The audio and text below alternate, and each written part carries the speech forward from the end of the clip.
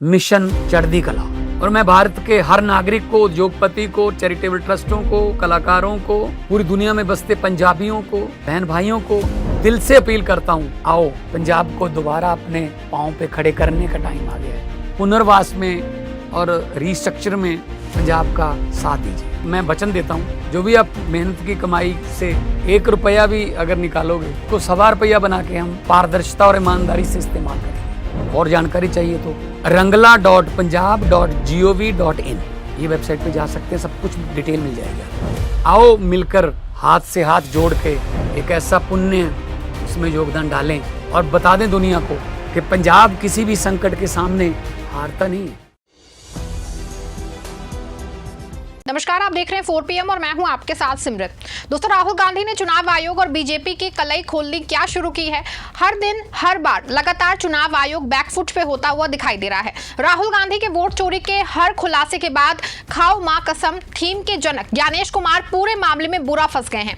एक और जहां राहुल गांधी ने सरेआम हजारों लाइव कैमरे के सामने अपने हाइड्रोजन बम को लेकर बड़ा अपडेट दिया है, वहीं दोस्तों बिहार SIR में बुरा फंस चुका चुनाव आयोग अब जो है पूरे देश में कराए जाने वाले SIR को लेके यू टर्न मार गया है।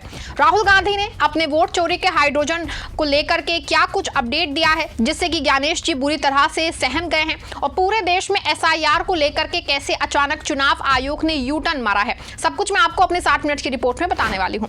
दोस्तों, राहुल गांधी ने वोट चोरी के जिन मामलों को उजागर किया है, नागपुर वाली घुट्टी पी चुके चुनाव आयोग धीरे धीरे ही सही, लेकिन अब होश आना शुरू हो चुका है, क्योंकि ज्ञानेश कुमार जी हो या उनका चुनाव आयोग दोनों ही बहुत साफ तौर पे ये जान चुके हैं कि देश के लोग कहीं ना कहीं राहुल गांधी के उठाए सवालों पे भरोसा कर रहे हैं और चुनाव आयोग के प्रति उनका नजरिया बदलता जा रहा है। क्योंकि जिस तरह से हर बार राहुल गांधी के वोट चोरी के आरोपों पे बीजेपी खुद निकल के मैदान ले लेती है और ज्ञानेश जी और उनके चुनाव आयोग को बचाने की कोशिश करती है, तो कहीं ना कहीं ये बात साफ होती जा रही है कि मानो ना मानो अंदर खाने में कोई ना कोई खेल जरूर चल रहा है। इस बात को सरेआम देश के कद्दावर नेता शरद पवार हजारों लाइव कैमरे के सामने कह चुके हैं और आम लोगों के मन में यही सवाल चल रहा है कि आखिर चुनाव आयोग पे जब सवाल होता है तो बीजेपी क्यों मोर्चा खोलती है।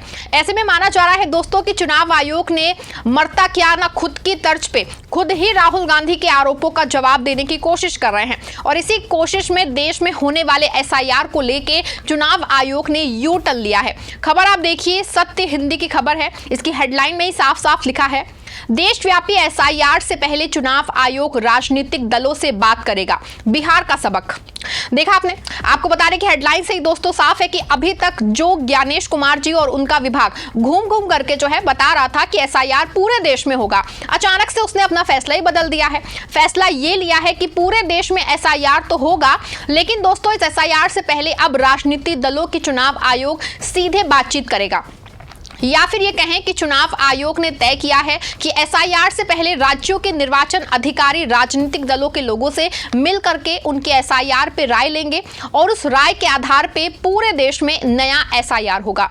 मतलब दोस्तों साफ है कि चुनाव आयोग बिहार SIR को लेके बैकफुट पे है, और जिस तरह से चुनाव आयोग ने अपना अचानक स्टैंड बदला है कि वो बिहार SIR वाली गलती को दोहराना नहीं चाहता है। दोस्तों, आपने कहावत तो सुनी होगी कि दूध की जली बिल्ली भी मट्ठा फूक फूक के खाती है। बेचारे अपने ज्ञानेश जी का यही हाल हो गया है कि बिहार SIR में वो इतनी बुरी तरह से उलझे हैं कि एक और सुप्रीम कोर्ट सरेआम ये कह रहा है कि सारे डेटा सार्वजनिक करो, 65 लाख लोगों के नाम काटने का कारण बताओ और सूची जो है नाम काटे गए लोगों की सूची को सार्वजनिक करो, आधार कार्ड जो है उसको वैध मानो। ऐसे में ना सिर्फ चुनाव आयोग बल्कि ज्ञानेश जी की सिट्टी पिट्टी गुम हो गई है। चुनाव आयोग पे आरोप अलग से लग रहे हैं। शायद दोस्तों यही वजह है कि बिहार SIR से सबक लेकर देश भर में SIR कराने को लेकर अचानक से यू टर्न ले लिया है। आपको बता दूं कि बिहार के अनुभव से सबक लेते हुए EC ने 10 सितंबर को नई दिल्ली में सभी राज्यों केंद्र शासित प्रदेशों के मुख्य निर्वाचन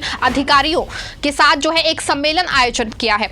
इस दौरान दोस्तों बिहार के CEO ने अपनी रणनीतियों, चुनौतियों और सर्वोत्तम प्रथाओं पे जो है प्रस्तुति दी ताकि अन्य राज्य इससे सीख सकें। ईसी ने बताया है कि सभी सीईओ को बिहार के अनुभवों का अध्ययन करने और राष्ट्रीय एसआईआर के लिए तैयारियां तेज करने का निर्देश दिया है। हालांकि दोस्तों अभी राष्ट्रीय एसआईआर की समय सीमा तय नहीं हुई है, लेकिन आयोग ने सभी सीईओ को निर्देश दिया है कि वो प्रक्रिया शुरू होने से पहले राजनीतिक दलों के साथ बैठकें करें।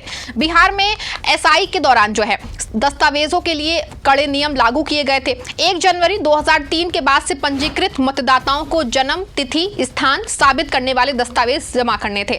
1 जुलाई 1987 से 2 सितंबर 2004 के बीच में जन्मे मतदाताओं को स्वयं और एक माता पिता के दस्तावेज, जबकि 2 दिसंबर 2004 के बाद जन्मे मतदाताओं को स्वयं और दोनों माता पिता के दस्तावेज जमा करने थे। ये नियम जो है नागरिकता अधिनियम 1955 के अनुरूप है। एसआईआर को लेकर के सुप्रीम कोर्ट में कई याचिकाएं लंबित हैं, जिनमें विपक्षी सांसदों ने इसे पीछे से एनआरसी लागू करने की कोशिश बताया है।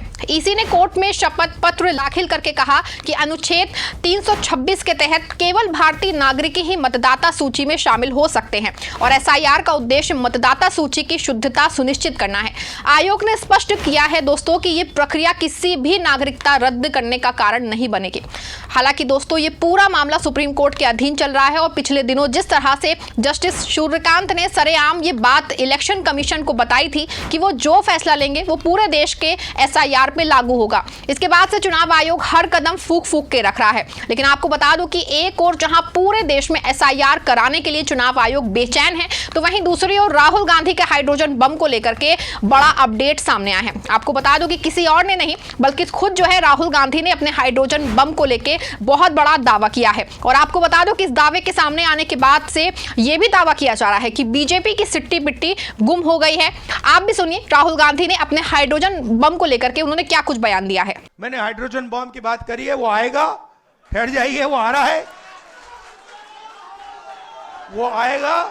और फिर आपको बीजेपी की जो सच्चाई है, जो इन्होंने पूरे देश में किया है, बिहार में करने की कोशिश कर रहे थे और बिहार के युवा ने इनको रोक दिया है, उसकी सच्चाई आप सबको पता लग जाएगा। सुना आपने कि राहुल गांधी का साफ साफ कहना है कि इस बार जब हाइड्रोजन बम आएगा तो बीजेपी और इलेक्शन कमीशन की पूरी साठगांठ सामने आ जाएगी। यानी कि इसका जो है राहुल गांधी जो है वोट चोरी का सबसे बड़ा इनका धमाका करने वाले हैं और शायद इसीलिए जो है इस बार वोट चोरी के खुलासे को हाइड्रोजन का नाम दिया गया है। ऐसे में एक बात पूरी तरह से साफ हो गई है कि राहुल गांधी अपने हाइड्रोजन के खुलासे को लेकर पूरी तरह तैयार हैं और उनकी टीम पूरे मामले को फाइनल टच दे रही है। और शायद यही वजह है कि चुनाव आयोग राष्ट्रीय एसआईआर को लेकर के बैकफुट पे है। आपको बता दूं कि पिछले 3 दिनों में लगातार चुनाव आयोग बैकफुट पे होता हुआ दिखाई दे रहा है। ज्ञानेश जी और उनके चुनाव आयोग ने कल वोटर लिस्ट से वोट काटने की प्रक्रिया में ई साइन नाम का एक नया जो है फीचर जो है वो जोड़ा है और ये फीचर तब जोड़ा गया है जब राहुल गांधी ने कर्नाटक की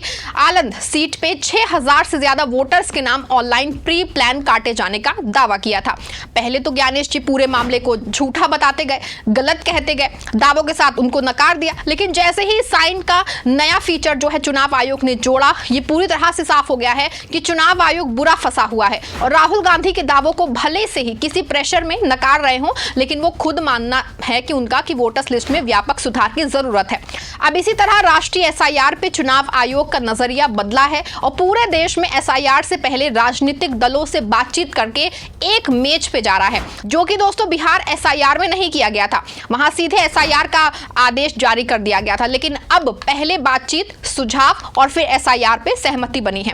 ऐसे में साफ है कि कहीं ना कहीं चुनाव आयोग और ज्ञानेश जी राहुल गांधी के खुलासे के बाद से चुनाव आयोग की जिम्मेदारियों को समझने का वो प्रयास करना शुरू किया है। पूरे मामले पे आपका क्या मानना है? क्या बिहार एसआईआर में जोर का झटका खाने के बाद अब राष्ट्रीय एसआईआर को लेकर के चुनाव आयोग बैकफुट पे आ गया है, या फिर राहुल गांधी के हाइड्रोजन के अपडेट से ही ज्ञानेश जी और उनका विभाग जल्दी में फैसला बदल रहा है? आप जो भी सोचते हैं अपनी राय कमेंट में जरूर शेयर करिएगा। खबर को लाइक और शेयर करिएगा और हमारे चैनल को सब्सक्राइब भी करिएगा।